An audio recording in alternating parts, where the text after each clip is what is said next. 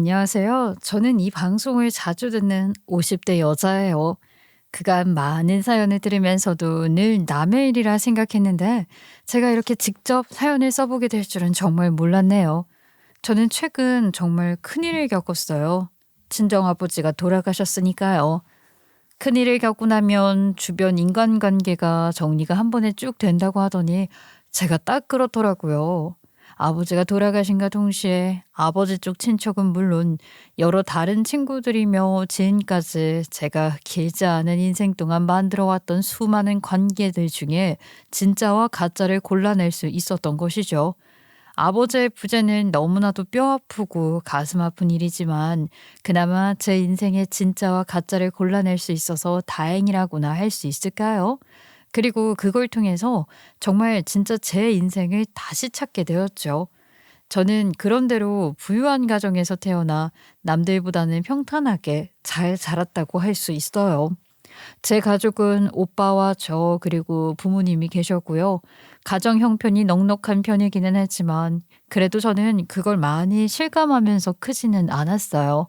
저희 부모님이 책임을 져야 할 사람들도 많았고 또 엄마나 아버지 두 분 다 굉장히 검소하게 사시는 분들이었기 때문이죠. 제 아버지는 말 그대로 개천에서 용이 난 경우였어요.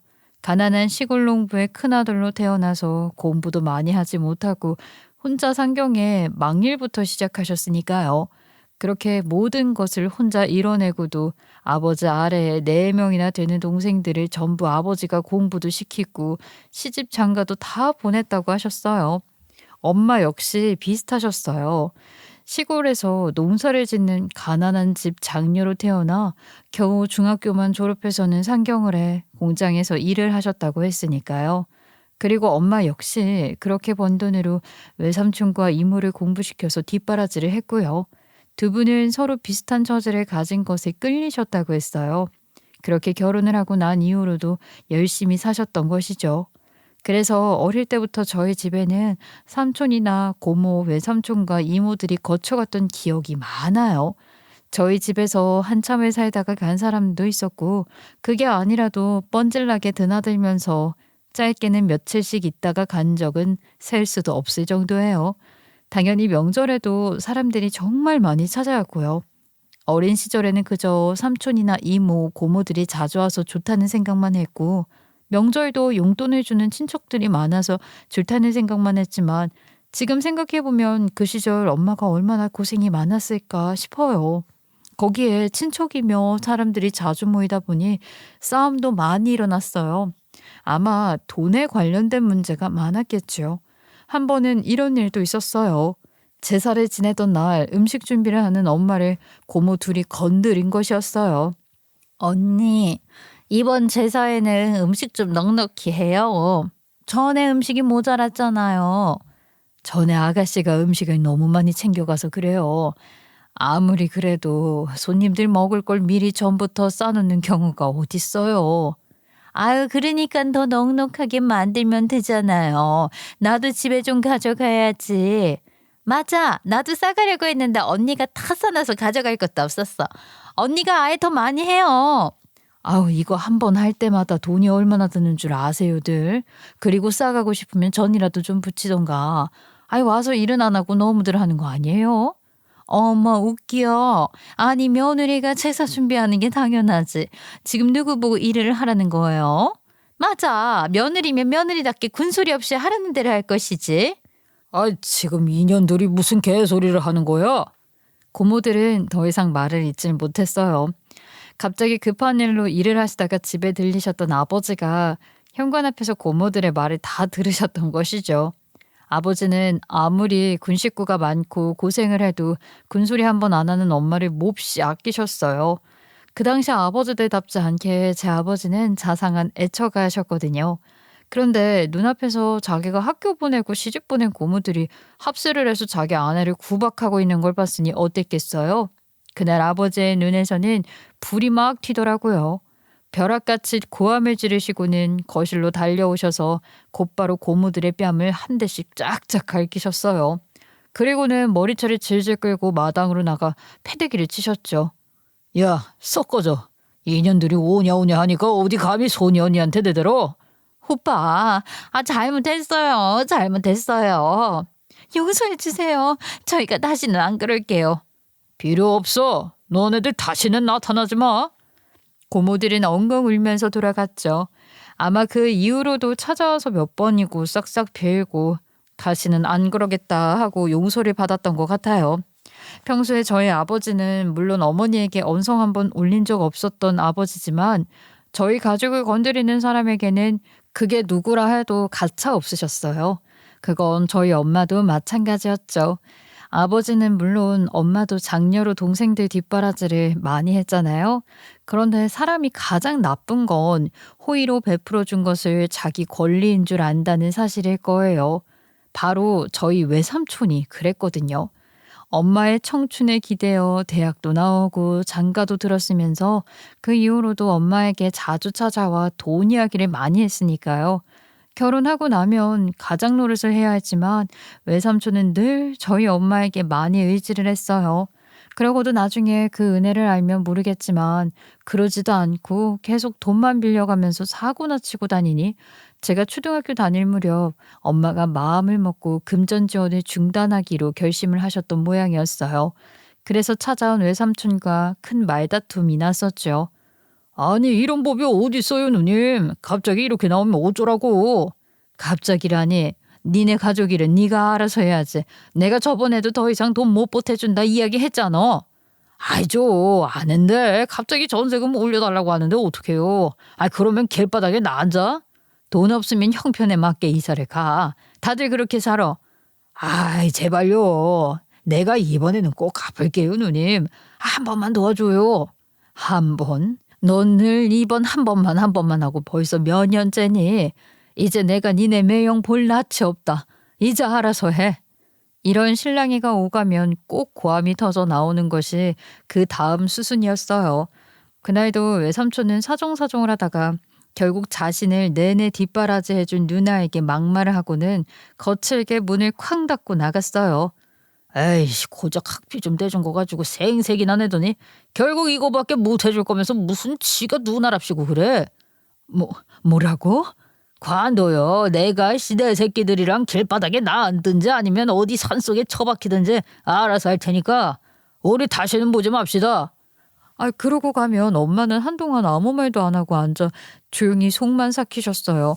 정말로요. 어린 제가 보기에도 지긋지긋했죠.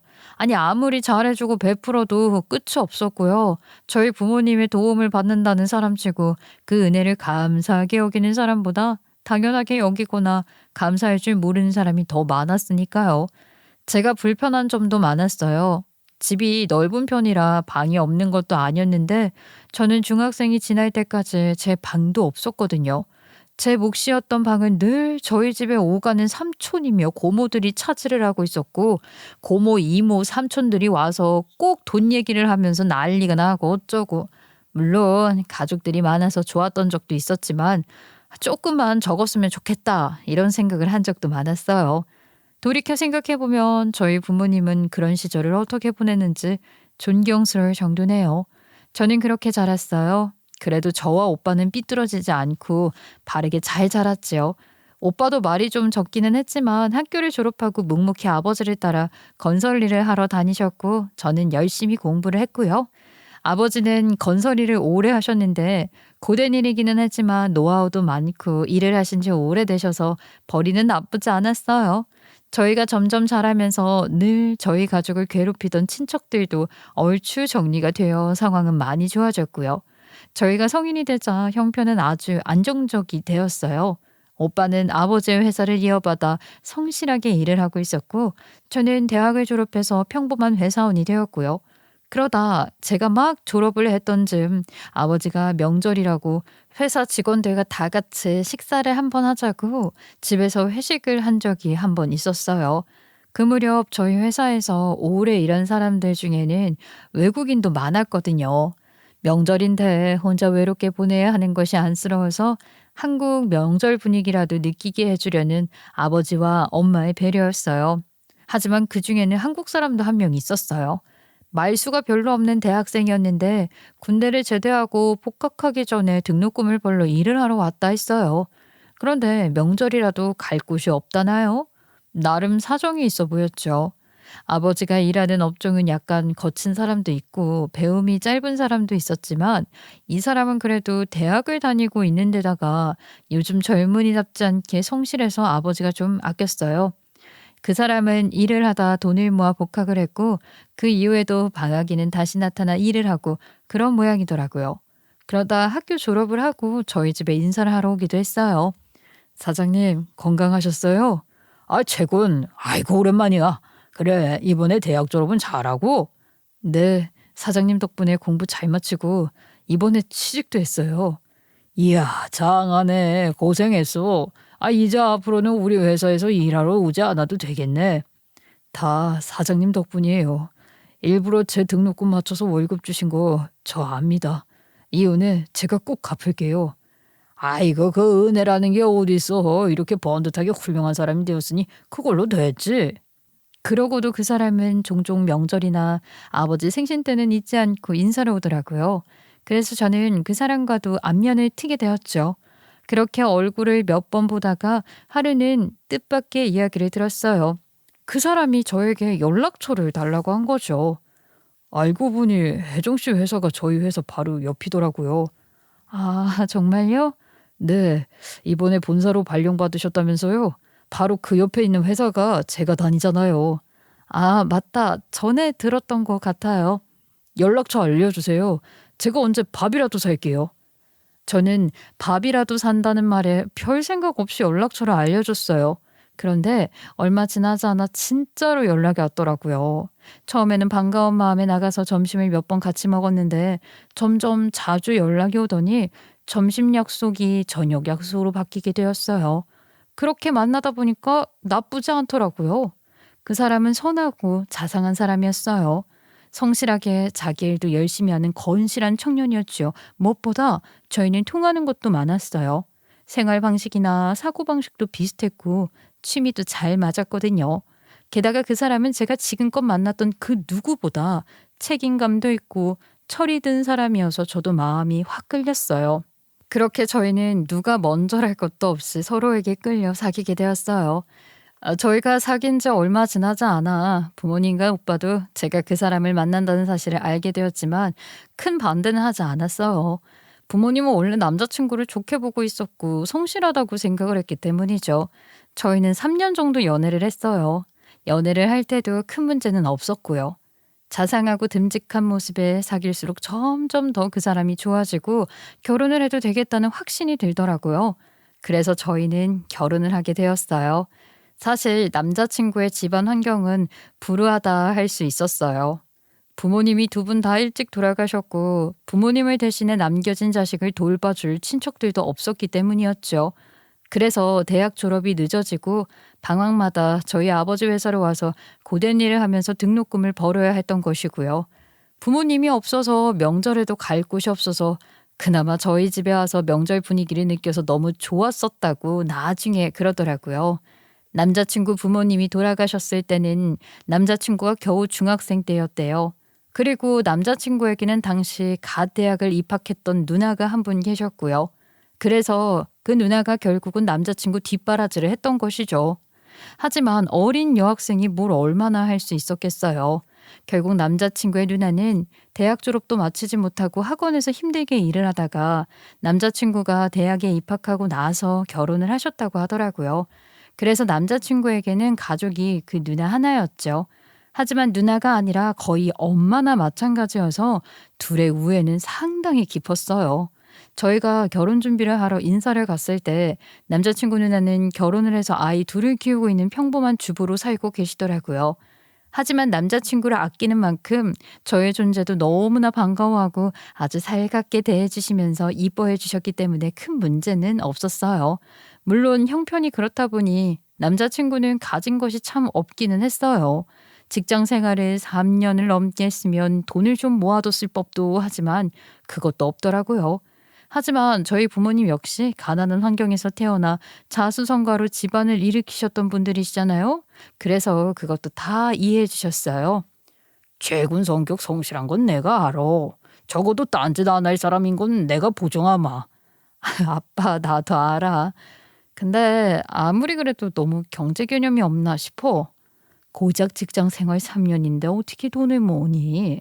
그동안 너랑 연애하면서 돈도 많이 들었을 거고 이제부터 잘 살면 되지. 그럼 결혼을 사는데 사람이 제일 중요하다. 너만 좋고 행복하게 해주면 그 정도는 문제도 아니다. 이렇게 말씀해 주시기는 했지만 저는 좀 죄송한 마음이 많이 들었죠. 아무리 그래도 부모님 덕으로 결혼을 하는 거잖아요. 저는 최대한 저희 힘으로만 시작을 해보려고 했지만 서울 집값이 어디 보통 집값인가요? 고작 제가 모은 돈으로 얻을 수 있는 집은 반지하 월세가 다였죠. 그래서 결국 부모님 손을 빌릴 수밖에 없었어요.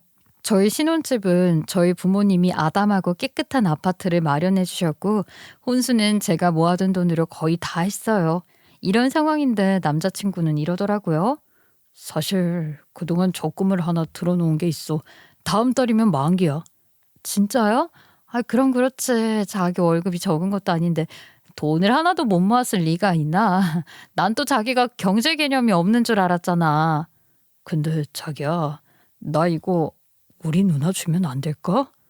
뭐? 자기도 알잖아. 우리 누나 나 때문에 대학 졸업도 못하고 계속 일만 하다가 결혼해서 어렵게 사는 거. 그래서 결혼 전에 모은 돈은 누나 다 주고 싶어. 전부 다? 얼마 되지도 않아. 나를 위해 공부도 그만두고 키워준 은혜를 갚고 싶어서 그래. 마음은 이해할 수 있었어요. 두 남매가 힘든 시간 이 혹독한 세상에서 오직 둘만 기대어 살아왔다는 걸 들었으니까요. 그래서 저는 알았다고 했죠. 무엇보다 제가 번 돈이 아니라 남자친구가 번 돈이잖아요.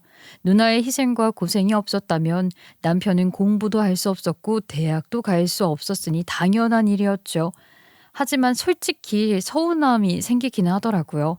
왜 누나의 은혜를 갚을 생각만 하고 비싼 집을 마련해준 저희 부모님에게는 고마운 마음을 갚을 생각을 못하는지 말이죠.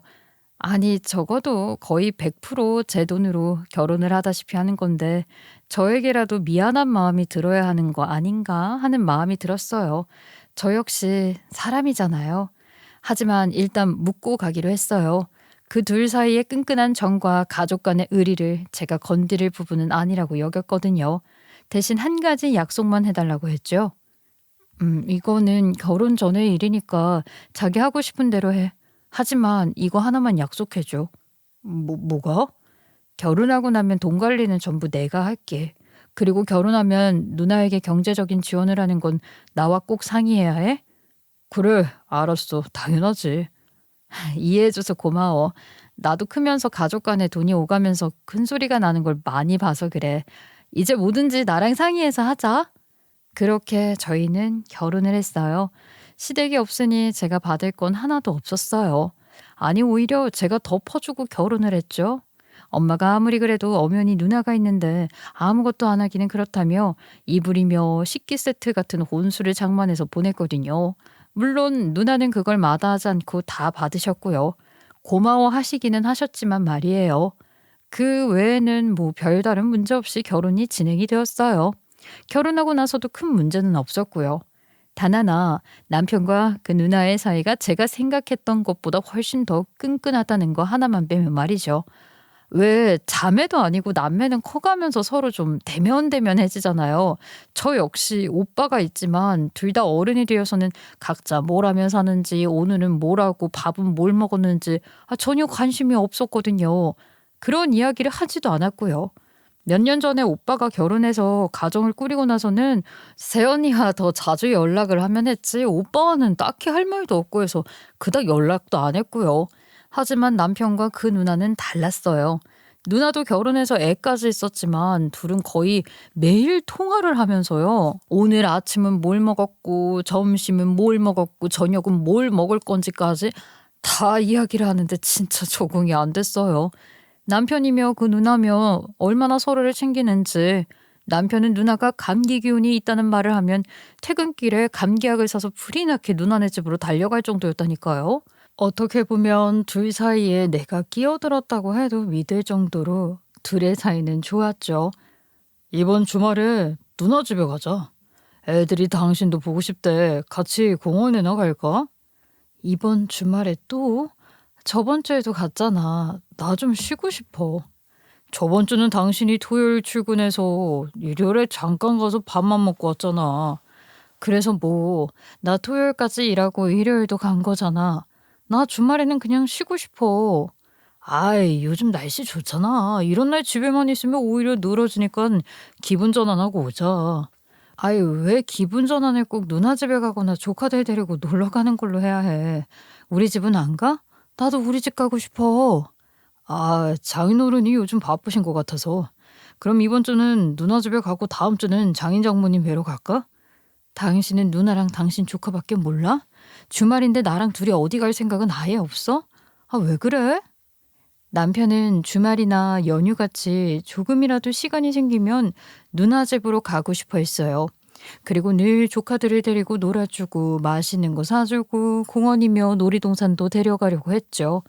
조카들 역시 남편을 너무나 좋아하고 잘 따랐고요. 네, 다 좋아요. 저에게도 그런 삼촌이 있으면 너무너무 좋을 것 같으니까요. 하지만 남편은 저와 같이 사는 사람이니 제 입장은 좀 다르지 않겠어요? 주말에 그냥 집에서 늘어져서 좀 쉬고 싶기도 하고, 둘이서 시간을 보내고 싶기도 하고, 아니면 하다못해 저도 친정에 가서 쉬고 싶기도 하잖아요. 하지만 남편은 늘 그놈의 누나 타령에 또 조카. 이게 점점 지겨워졌어요. 아무리 좋은 사람들이고 뭐고 해도 솔직히 말해 저와 피가 섞여 있어요. 뭐가 섞였어요? 한번 누나 집에 가서 외식이라도 하게 되면 돈은 전부 우리가 내야 하고 조카들은 필요한 게 또 얼마나 많은지 매일 삼촌만 보면 뭐 사달라 타령만 하고 그러면 남편은 허허 웃으며 그게 노트북이 되었든 몇십만 원짜리 옷이 되었든 덥석덥석 다 사주고요. 정말 속이 점점 문드러졌죠. 그러다 제가 첫 아이를 낳게 되었어요. 아이가 태어났는데도 그 사람은 여전히 또 누나 타령만 하더라고요. 아기가 기운이 없고 오늘 분유를 잘 안 먹어. 내일 병원 가봐야겠어. 내가 누나한테 전화해서 물어볼게. 됐어. 전화로 물어본다고 알아? 병원 가면 돼. 아이, 그래도 우리 누나가 애 다 키웠잖아. 물어보면 알겠지. 아니, 알기는 뭘 알아.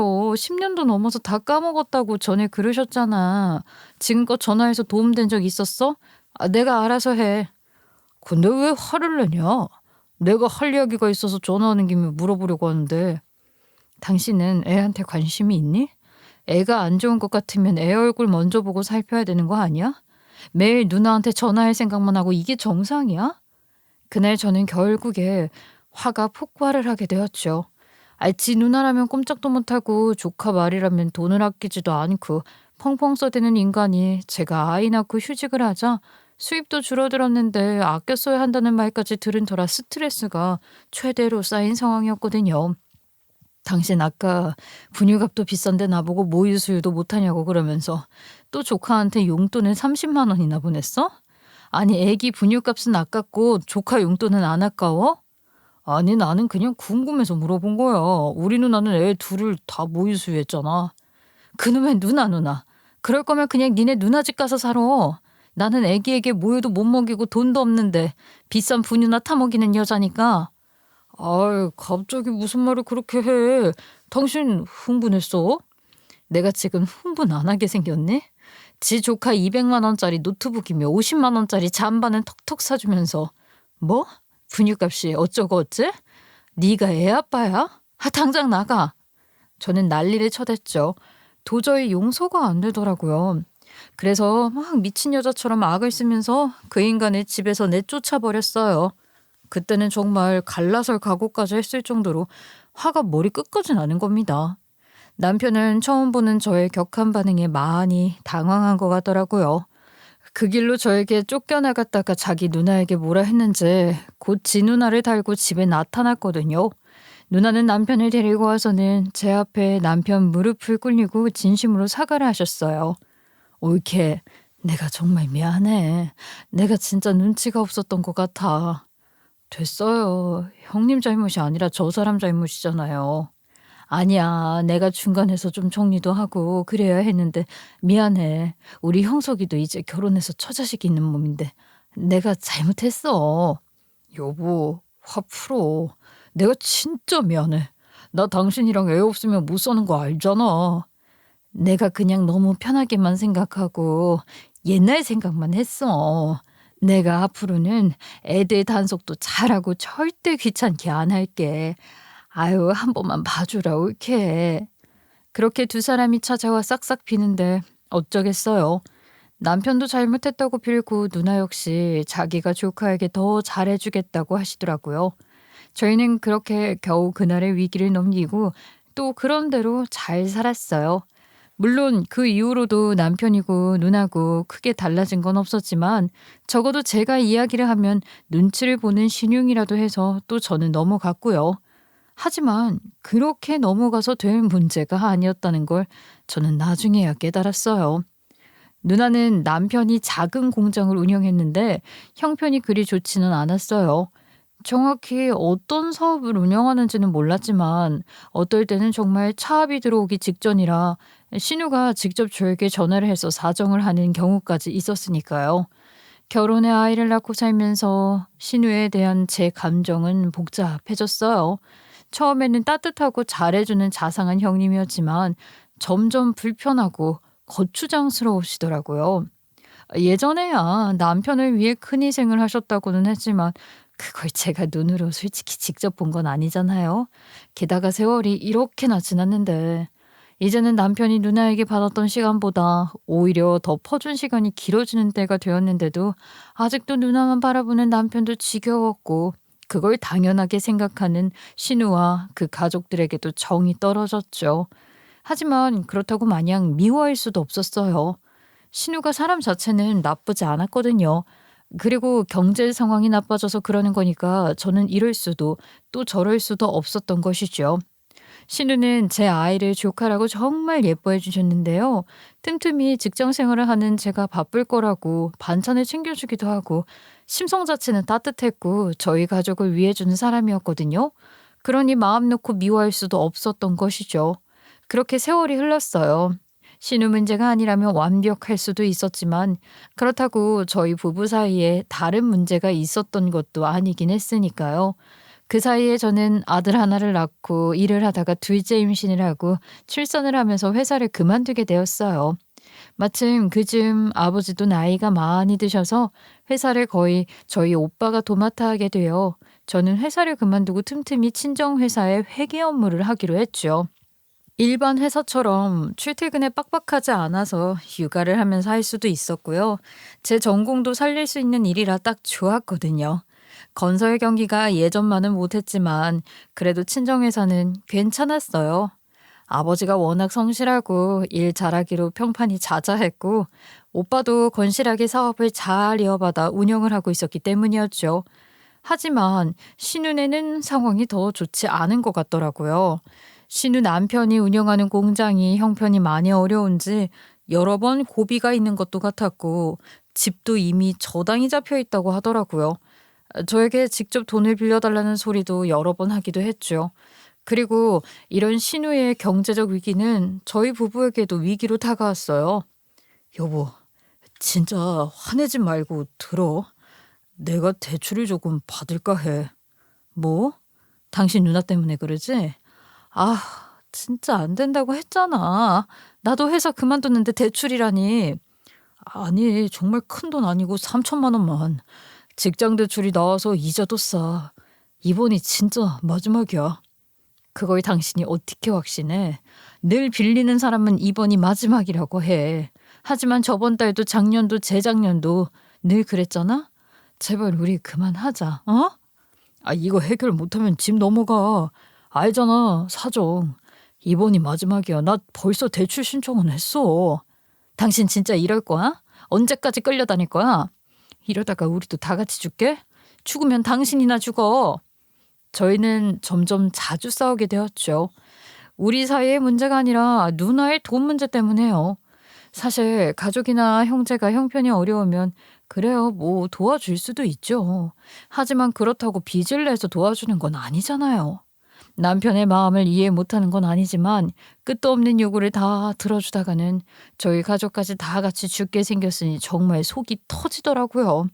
그러다 아버지가 건강검진을 받으러 가셨어요.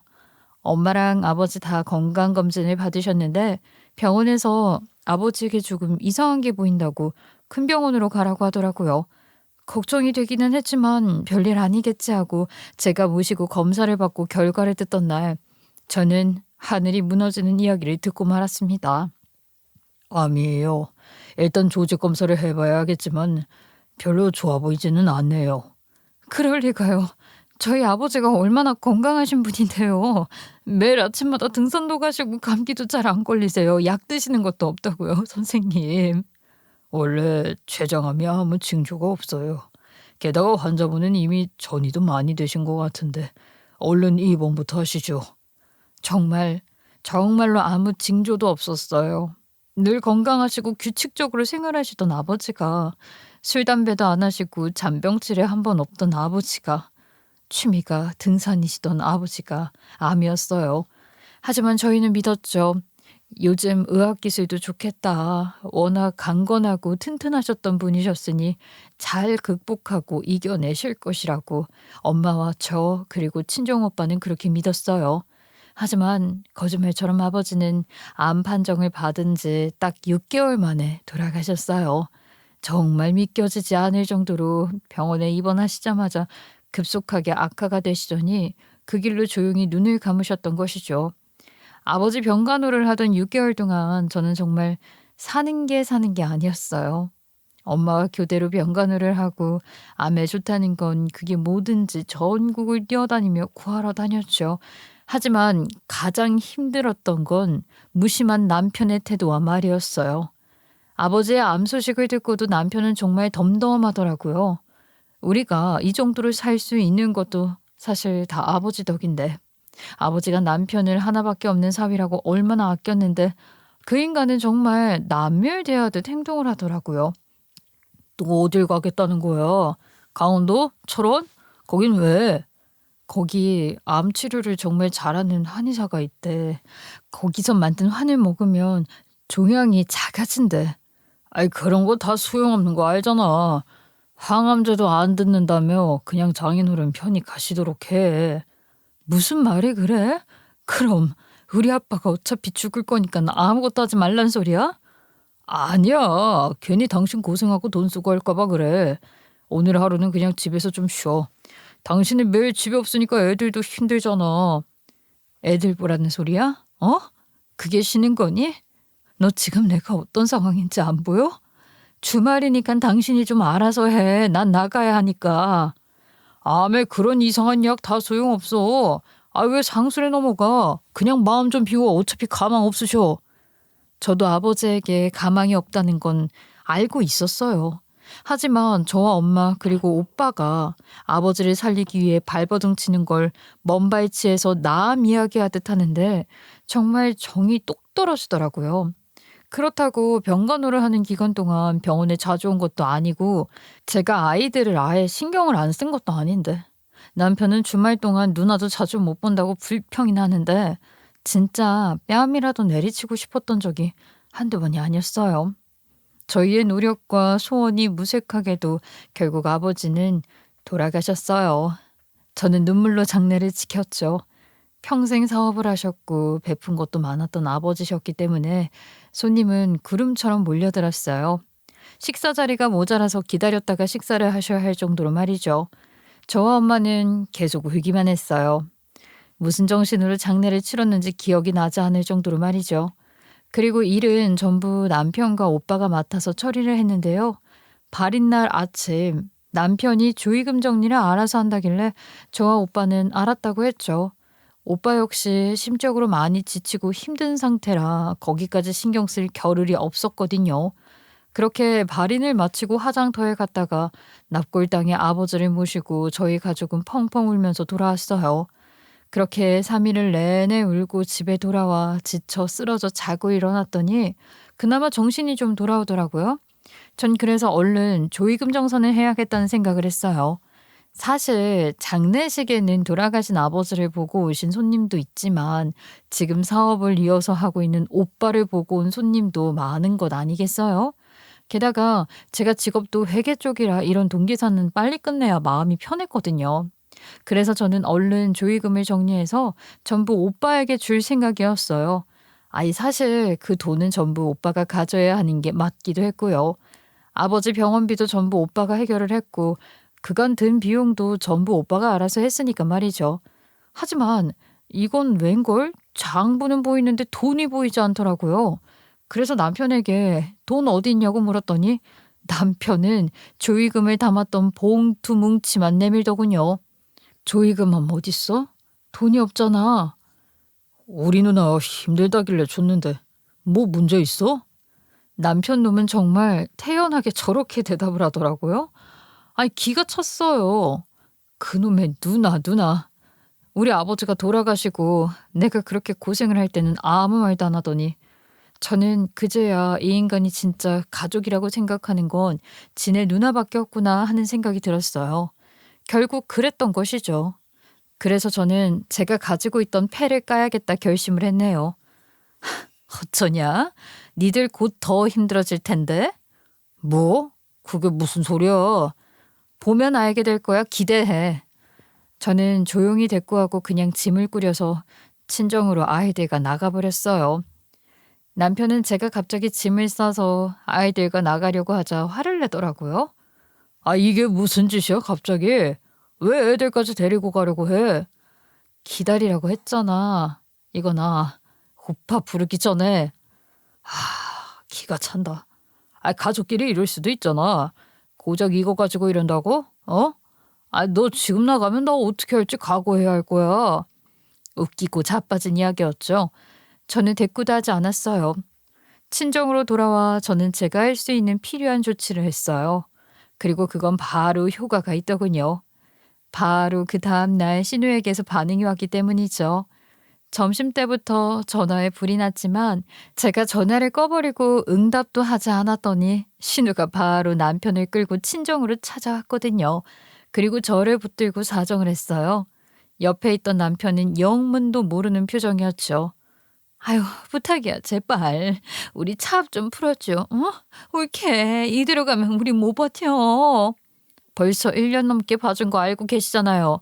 못 받으려요. 저희 조의금도 다 가져가셨으면서. 조의금이라니? 아이, 그게 무슨 소리야. 엊그제 저 사람이 돈 드렸잖아요. 그거 저희 아버지 조의금이에요. 한 푼도 남김없이 통째로 형님께 갔더라고요. 신우는 기겁을 하더라고요. 뭐? 아이, 그럴 수가. 난 몰랐어. 옳게. 진짜야.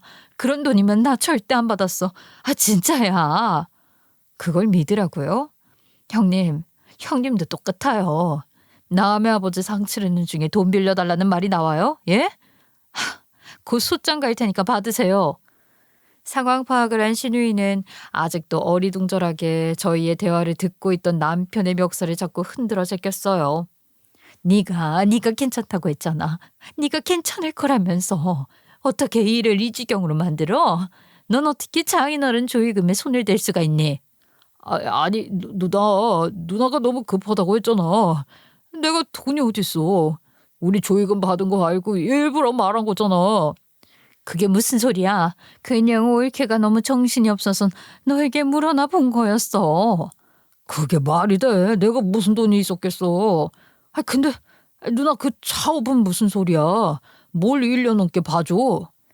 우리 집이랑 공장이랑 전부 사돈댁 소유란 말이야. 예전에 경매 넘어가기 직전에 전부 다 사서 공짜로 빌려주고 있었단 말이야. 너 이제 어쩔 거야. 어쩔 거냐고. 뭐라고? 아니, 나는 몰랐어. 진짜야. 왜 그걸 이야기를 안 했어? 저는 그냥 비웃어 줬어요. 남편은 제가 남편 몰래 누나네 식구들을 돕고 있다는 걸 몰랐어요. 그냥 그렇게까지 한다는 사실을 알리기도 싫었고 누나도 동생 앞에서 면이 서지 않을까 봐 숨겨드렸던 것이고요. 그제야 사실을 알게 된 그 둘은 서로에게 책임을 미루면서 난리를 쳤어요.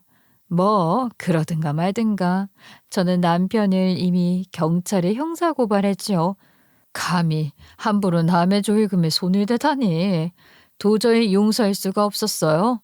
거기다 상주는 바로 우리 오빠였잖아요. 물론 조의금은 상주의 소유였고 남편은 상주인 오빠의 허락 없이는 그 돈에 손을 대면 안 되는 사람이었죠. 그 둘은 싹싹 빌었어요. 제발 용서해줘. 당신이 그렇게까지 한 줄은 정말 몰랐어. 알았으면 안 줬어? 웃기지 마. 너는 알았어도 더 해줬을 인간이야. 누나가 너무 급하다고. 그 돈 없으면 당장 부도가 난다고 해서 도저히 방법이 없었어. 그렇다고 남의 돈에 손을 대? 대출 받아서 주는 것도 모자라 도둑질이니? 야, 됐어. 너도 이제 끝이야. 내 인생에서 꺼져. 저는 그 인간 면전에 이혼 서류를 던졌어요. 알았든 몰랐든 그건 내 알 바 아니고 니들은 인간 아니야. 나는 도둑들이랑 엮이기 싫어. 옳게. 부탁이야. 정말 몰랐어.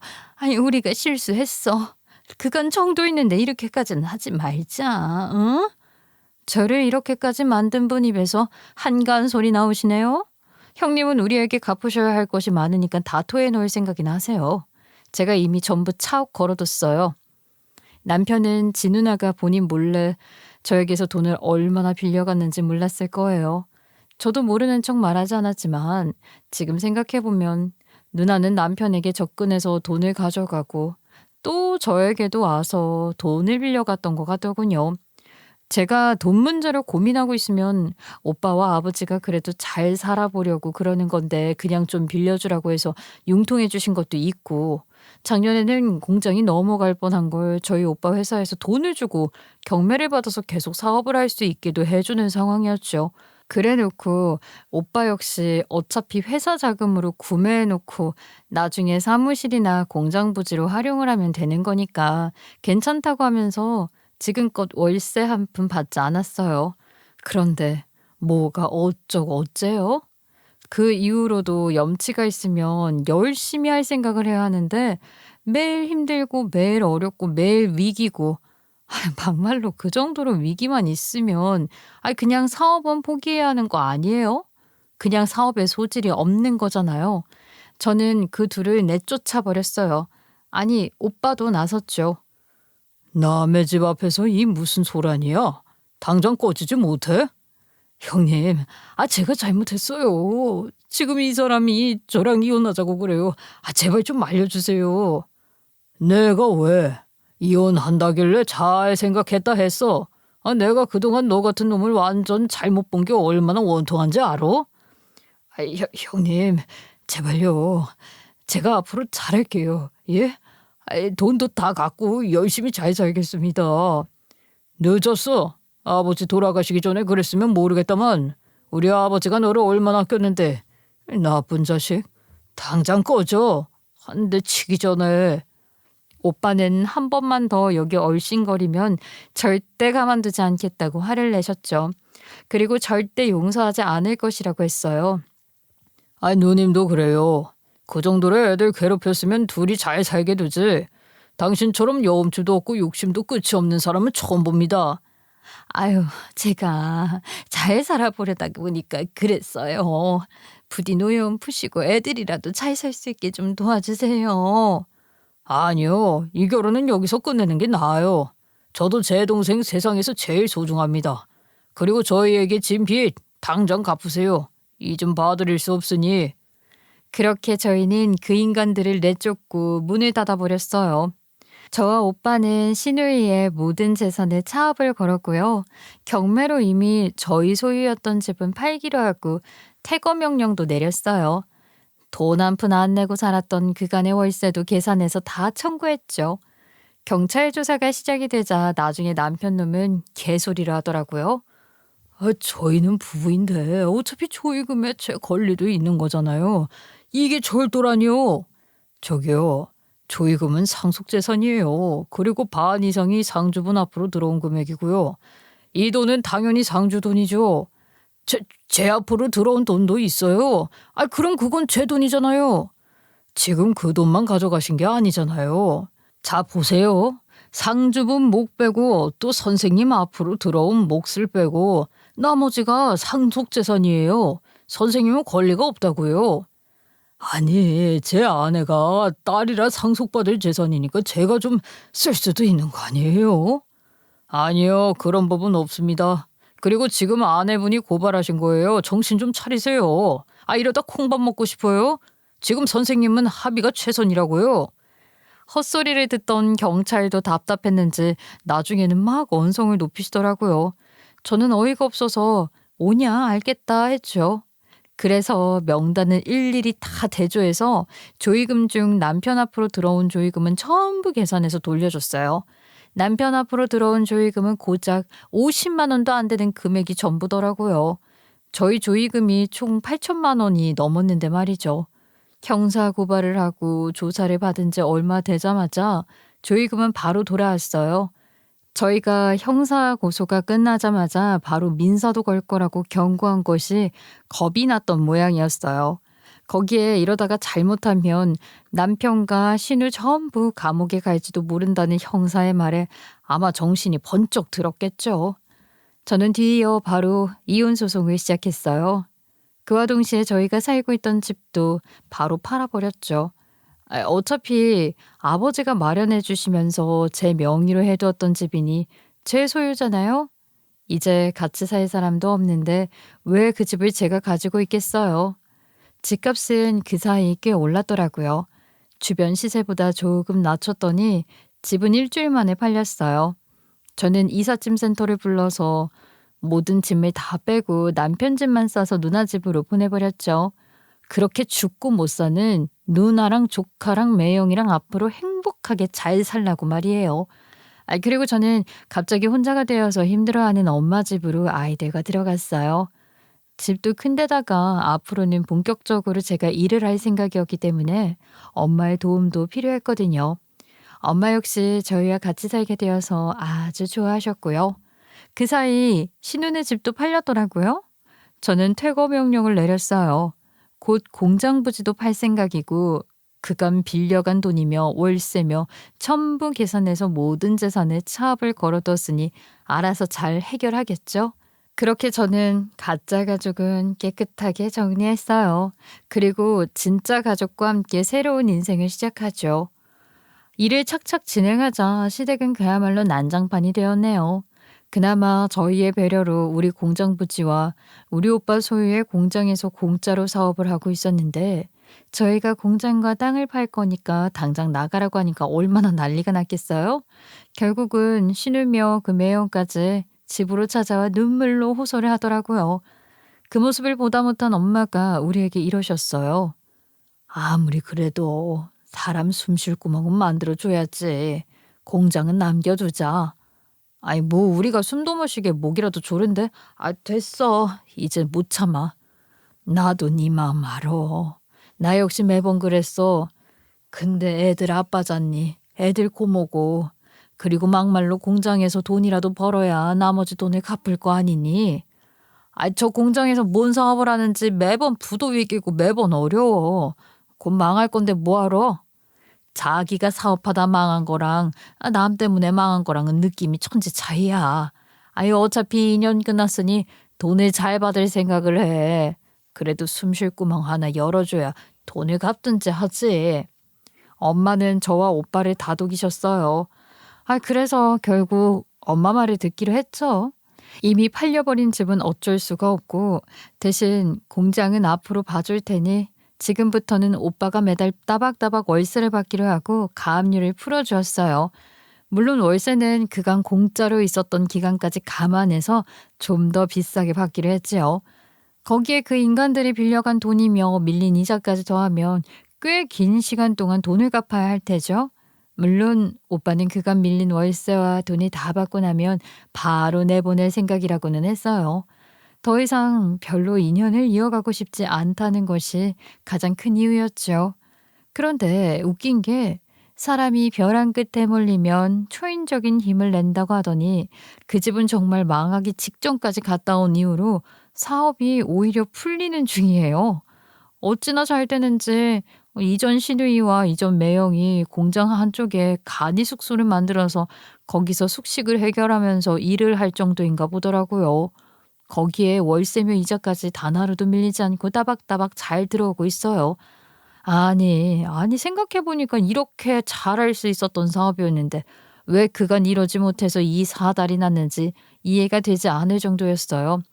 오죽하면 저는 그간 매번 힘이 들다고 우는 소리를 했던 게 이게 다 쇼였나 싶은 생각까지 했다니까요. 이혼 소송은 시간이 좀 걸리기는 했지만 잘 마무리가 되었어요.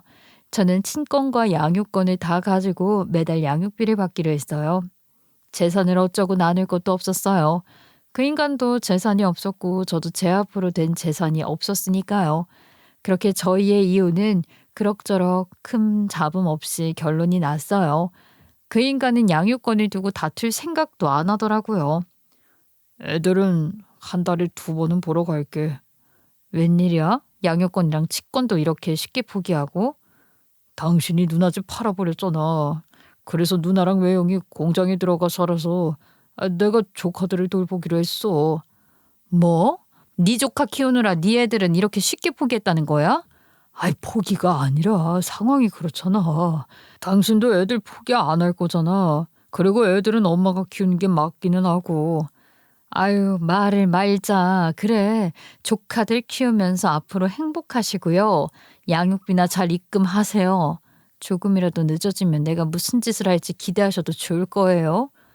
비꼬지 마. 조카들도 지금 졸지에 고아처럼 돼서 봐줄 사람이 필요하다고. 입 다물어.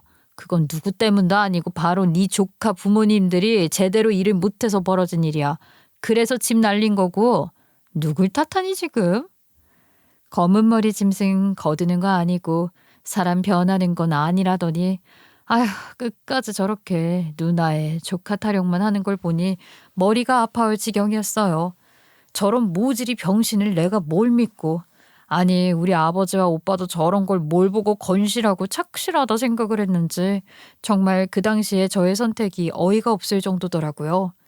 아무리 그래도 아직 어린애들을 회사원이 어떻게 돌볼 수 있나 싶었지만 그러든지 말든지 전 신경 껐어요. 지들끼리 알아서 행복하게 지내겠죠. 이혼을 마무리한 후 저는 오빠의 회사법인에 아예 정직원으로 출근을 하고 있어요. 누구보다 회사 사정도 잘 알고 또 대기업 회계팀에서 근무도 했던 터라 이 정도 규모의 일은 사실 저에게 어려운 것이 아니거든요. 거기에 집에서도 가깝고 가족 회사다 보니 갑자기 아이들에게 일이 생기면 시간을 유연적으로 조정할 수도 있어서 너무 만족하고 있어요. 물론 오빠는 회사에서 대표였기 때문에 다른 직원들과 똑같이 저를 대하고 어떨 때는 다른 직원보다 더 엄하게 할 때도 있지만 뭐 제가 실수를 하는 것도 아니고 할 일 잘하고 있으니 그닥 말을 할 일도 없어요. 늦게 들어온 직원들은 저희가 남매 관계인지도 모르고 오히려 너무 대면대면해서 사이가 안 좋은 직원과 사장인 줄 아는 사람들도 있을 정도예요. 아이들은 엄마가 정말 알뜰하게 잘 돌봐주고 있어요.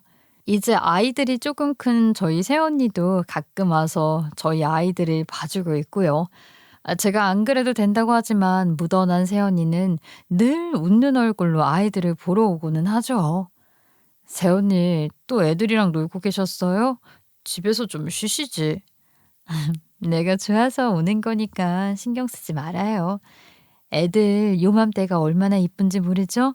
좀 커봐요. 이제 방에 가서 나오지도 않고 불러도 대답도 안 해요. 어머, 진짜요? 나는 애들이 너무 안 떨어져서 출근할 때마다 힘든데. 시간 지나면 오히려 애들이 엄마에게 붙어서 안 떨어질 때가 그리울걸요. 요즘 우리 애들은 내가 옆에 가면 쓱 일어나서 지들 방으로 들어간다니까요. 어머, 진짜요? 아니, 그렇게 착하고 예의 바른 애들이 상상이 안 가요. 내가 요즘은 요 조카들 보면서 힐링하잖아요. 고사리 같은 손잡고 산책 가고 아이스크림 사준다 하면 좋아하는 걸 보면 얼마나 귀여운지 몰라요, 아가씨.